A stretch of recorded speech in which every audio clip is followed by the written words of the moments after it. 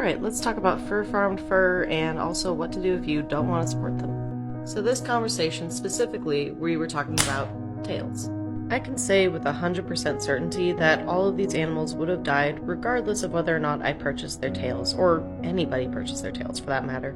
Out of this bundle, I know 3 for sure came from farm. And if we want to believe that not buying those 3 tails would have prevented those animals' deaths, we're ignoring the fact that that's not the main product.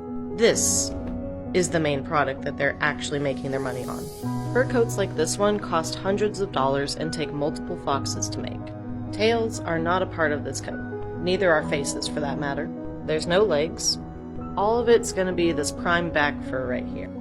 They may also use the belly, but usually they want that consistency in the fur color, quality, texture, and length. That's also why in a lot of pelts the groin region is entirely missing. They're not going to bother skinning it, prepping it, and tanning it, because they're not going to ultimately use it. That's why like the legs on this pelt are missing. So when your product is essentially this plate from here to there, what do you do with the tail? Some places, and some hunters and trappers for that matter, will just throw it away.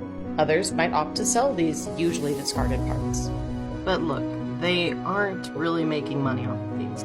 Here we go, blue fox, that's what the coat was made out of. So if we want to check out this fur coat and see how much that costs the consumer, you can see why women who weren't allowed to have bank accounts would ask for things like a fur coat. Again, compare that to a tail. Out of these two, which one do you think they really care about selling? At the end of the day though, the fur farmer doesn't actually care about any of that. They sell their furs on auction. Whether or not you buy that end product, they already got paid.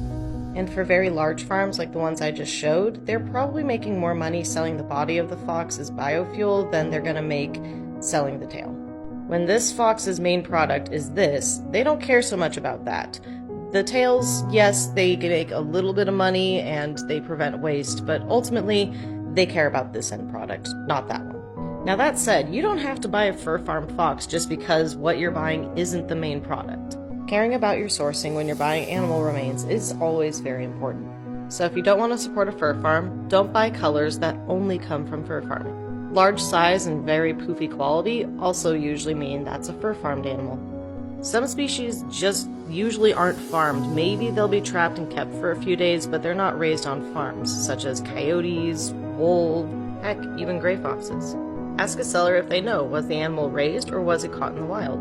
If they can't answer, don't buy from them. Also, I've seen people mention clips like this one. That's not always a reliable way to tell if something is fur farmed. Anyone can add or not add it. I'm running out of time, but I just want to say be mindful that people do lie about their sources. I can talk more about that later if anyone's interested.